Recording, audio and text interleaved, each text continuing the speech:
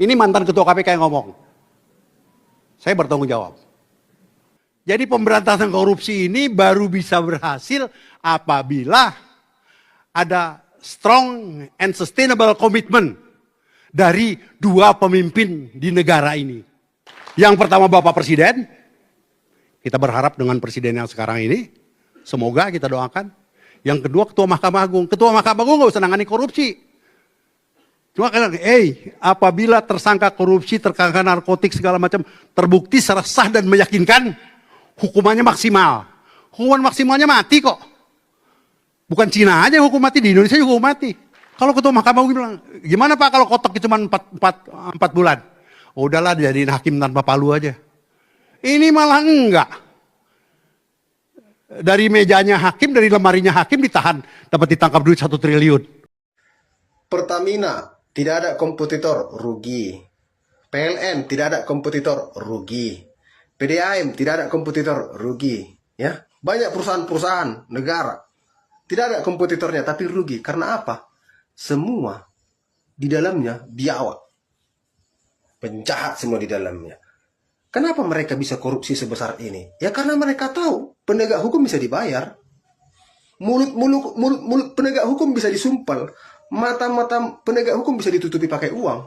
Penegak hukum itu siapa? Ya polisi, kejaksaan, hakim, ya KPK. Ya kan? KPK dibentuk untuk memberantas korupsi.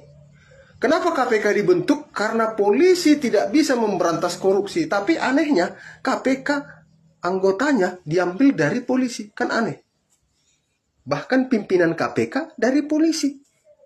Seandainya dulu polisi bisa memberantas korupsi, nggak perlu ada KPK. Tapi kenapa dibuat KPK? Karena polisi nggak bisa memberantas korupsi.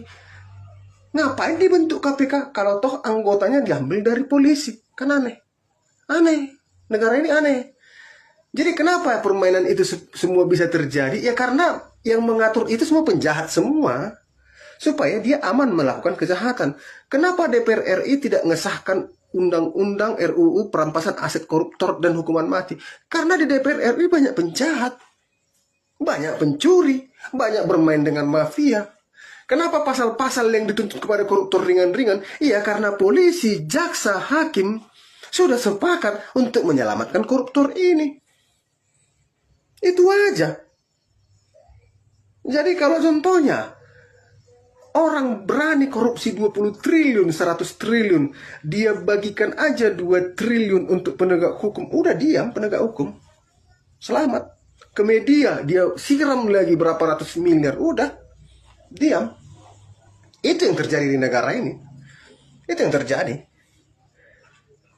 Jadi sangat mustahil penegak hukum bisa memponis ringan penjahat kalau tidak ada apa-apa dengan dia.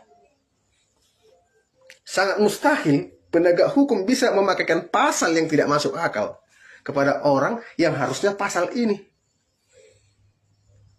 Jadi negara itu bobrok ketika penegak hukumnya bobrok.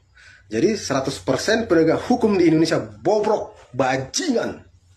Jadi rakyat harusnya yang mengambil alih ini. Rakyat harusnya yang mengambil alih. Udah saatnya rakyat mengambil alih. Ya, udah saatnya. Kita ini udah dikuasai oleh raja-raja kecil, raja-raja jahat.